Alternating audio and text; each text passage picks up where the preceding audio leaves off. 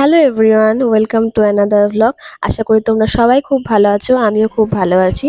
তো বিয়ের পরে এটা আমার প্রথম পূজা ছিল। হরিণডাঙ্গার পুজোর কথা তোমরা আশা করি সবাই শুনেছো, কারণ এটা সাউথ 24 পরগনার সবচেয়ে বড় রক্ষাকালী পূজা।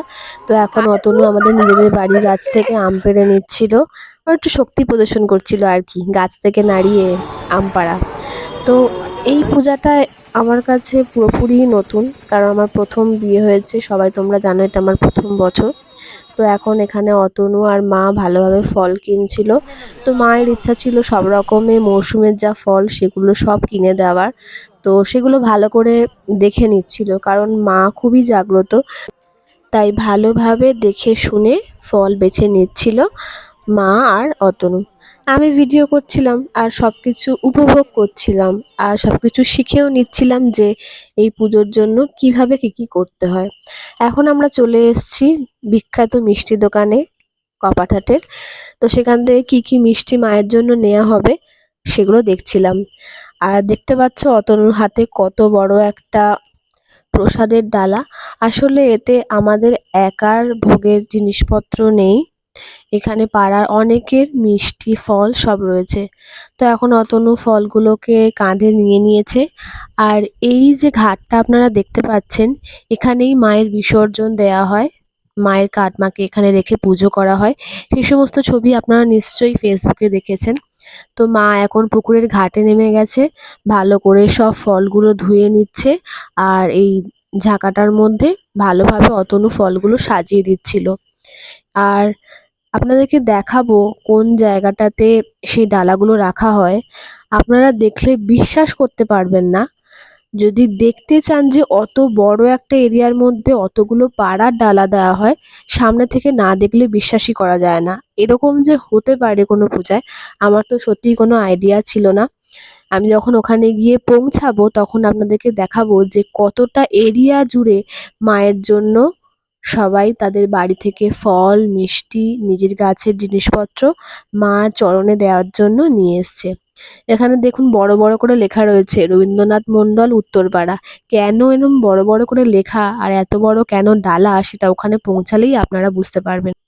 অতনু যখন আমাকে বলেছিল যে একটা বিশাল বড় এরিয়া জুড়ে ডালা দেওয়া হয়, আমি তখন বিশ্বাস করিনি। দেখুন আপনারা, এখান থেকে স্টার্ট হয়েছে, এইদিকে পুরোপুরি দেওয়া রয়েছে, পরপর পাড়াগুলোর নাম লেখা রয়েছে, উত্তরপাড়া, পশ্চিমপাড়া, পূর্বপাড়া। এইদিকে যতটা রয়েছে ওইদিকে ততটাই রয়েছে। এই যে পুরো এরিয়াটা আমি ভিডিওর মাধ্যমে আপনাদেরকে দেখানোর চেষ্টা করছি। ডালা নিয়ে আস্তে আস্তে অনেক লেট হয়ে গেছে এবং উত্তরপাড়াতেই ডালাটা রাখলাম এবং রাখতে পারছিলাম না, এত চারিদিকে ডালা ভর্তি হয়ে রয়েছে। এবার এই দেখো মায়ের পুরো প্যান্ডেলটা ঘুরে ঘুরে দেখাচ্ছি, আর এইদিকে আমার মা চলে এসেছে ঢং ঢং করে ঘন্টা বাজাতে। মা ঘন্টা বাজিয়ে খুব খুশি।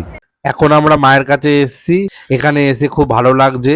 সারা বছর যেখানেই থাকি না কেন, এই মায়ের পুজোতে মায়ের কাছে আসতে পেরে মনটা খুবই ভালো লাগে। আর এই যে নিচে যেখানে দেখাচ্ছি, এখানে কাল সকালে বলি হবে। মা এখনো এখানে এসে পৌঁছায়নি, মা আসতে রাত হবে, তাই এখানে প্রচুর ভিড় ডালা দেওয়ার। রাতে এই জায়গাটাতে আপনাদেরকে দেখাবো। মা মাগো সবাইকে ভালো রেখো। আর এখন অতনু আমাদের আর সবার পরিবারের মঙ্গল চেয়ে মাকে একটু ধূপ দিচ্ছে, আমি একটু ঘন্টা বাজিয়ে নিলাম। এবারে হাঁটতে হাঁটতে যাচ্ছি যে জায়গায় মা বরাবর সারা বছর থাকে। আর এখানে বীভৎস গরম পড়েছিল, আর কাউকে বলতে লাগবে না। এই যে দালানটা দেখতে পাচ্ছেন, এখানেই মায়ের পূজা হয়। আমরা এখন সেই দালানের দিকে চলে যাচ্ছি। মায়ের সমস্ত গয়না দিয়ে মাকে এখন রাজরানীর মতো সাজানো হচ্ছে। মায়ের যে কি অপরূপ রূপ, মাকে সামনে থেকে না দেখলে বোঝা সত্যিই সম্ভব নয়। ওখানে এত ভিড় ছিল, প্রত্যেকটা মানুষ ওখানে মায়ের সাজ দেখছিল। আমি প্রায় 10-15 মিনিট ধরে এইদিকে দাঁড়িয়ে ওইদিকে দাঁড়িয়ে শেষ অবধি ওখানে পৌঁছাতে পেরেছিলাম। আর এই হচ্ছে আমাদের ভোলা বাবা। মাকে ধূপধুনো দেখিয়েছি, তো বাবাকেও দেখা তো উচিত, কারণ মার সঙ্গে সারা বছর বাবা থাকে। আপনাদেরকে বলছিলাম না রাত্রেবেলা এই জায়গাটা দেখাবো, এই যে এখানেই আমি সকালে প্রদীপ দিচ্ছিলাম, ধূপ দিচ্ছিলাম। দেখুন রাতে সেই জায়গার কি অবস্থা। আর এত সুন্দর বাজি ফাটানো সেদিন রাতে আমি দেখেছিলাম, যেটা সত্যি পরের বছর অবধি আমি অপেক্ষা করব আবার সেই দিনের জন্য। এখানে এত লাইন পড়ে গেছে, এই ভেতরে এখন কাউকে আর ঢুকতে দিচ্ছে না। সকালে এই জায়গাটাতেই এসে আমরা দেখিয়েছিলাম আপনাদের। আর এই দেখুন বাজি।